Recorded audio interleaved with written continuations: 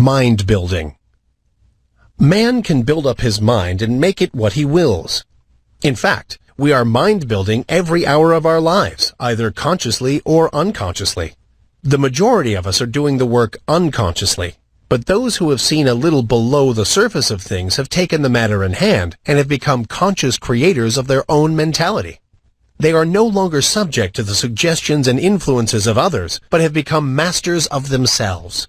They assert the I and compel obedience from the subordinate mental faculties.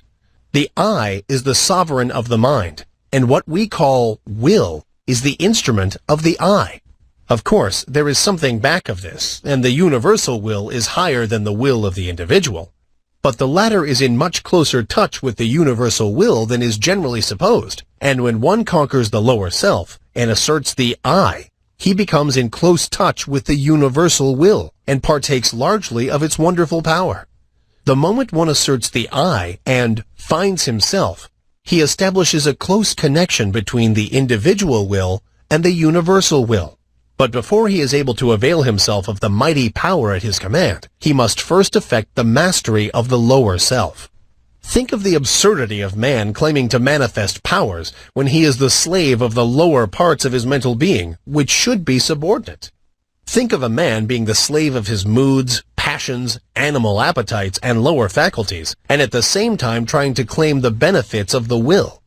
Now, I am not preaching asceticism, which seems to me to be a confession of weakness. I am speaking of self-mastery, the assertion of the I over the subordinate parts of oneself. In the higher view of the subject, this I is the only real self, and the rest is the non-self.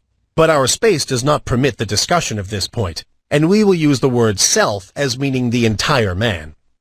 Before a man can assert the I in its full strength, he must obtain the complete mastery of the subordinate parts of the self.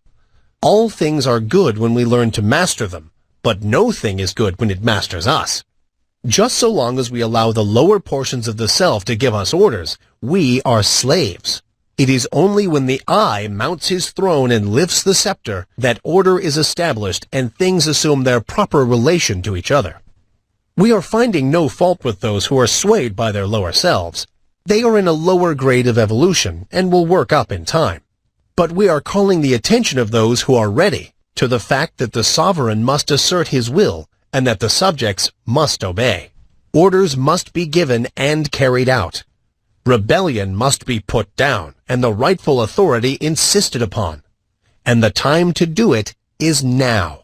You have been allowing your rebellious subjects to keep the king from his throne. You have been allowing the mental kingdom to be misgoverned by irresponsible faculties. You have been the slaves of appetite, unworthy thoughts, passion, and negativeness. The will has been set aside, and low desire has usurped the throne. It is time to re-establish order in the mental kingdom. You are able to assert the mastery over any emotion, appetite, passion, or class of thoughts by the assertion of the will.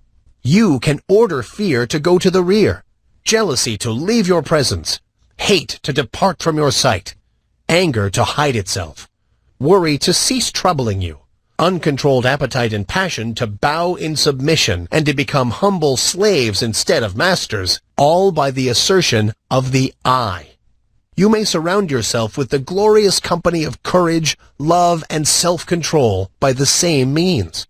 You may put down the rebellion and secure peace and order in your mental kingdom if you will but utter the mandate and insist upon its execution. Before you march forth to empire, you must establish the proper internal condition. You must show your ability to govern your own kingdom. The first battle is the conquest of the lower self by the real self. Affirmation. I am asserting the mastery of my real self. Repeat these words earnestly and positively during the day at least once an hour, and particularly when you are confronted with conditions which tempt you to act on the lines of the lesser self instead of following the course dictated by the real self. In the moment of doubt and hesitation, say these words earnestly, and your way will be made clear to you. Repeat them several times after you retire and settle yourself to sleep. But be sure to back up the words with the thought inspiring them, and do not merely repeat them parrot-like. Form the mental image of the real self asserting its mastery over the lower planes of your mind. See the king on his throne.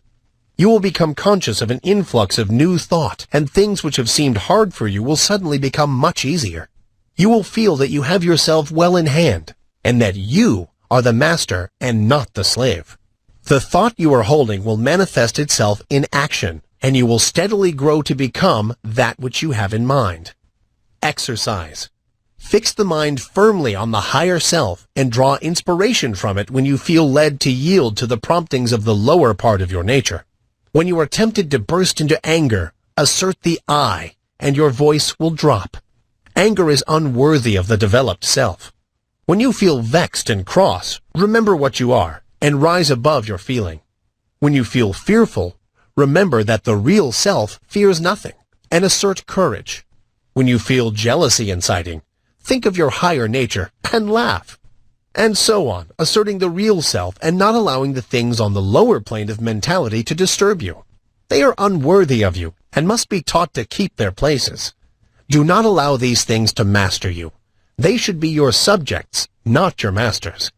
You must get away from this plane, and the only way to do so is to cut loose from these phases of thought which have been running things to suit themselves. You may have trouble at the start, but keep at it, and you will have that satisfaction which comes only from conquering the lower parts of our nature. You have been a slave long enough. Now is the time to free yourselves.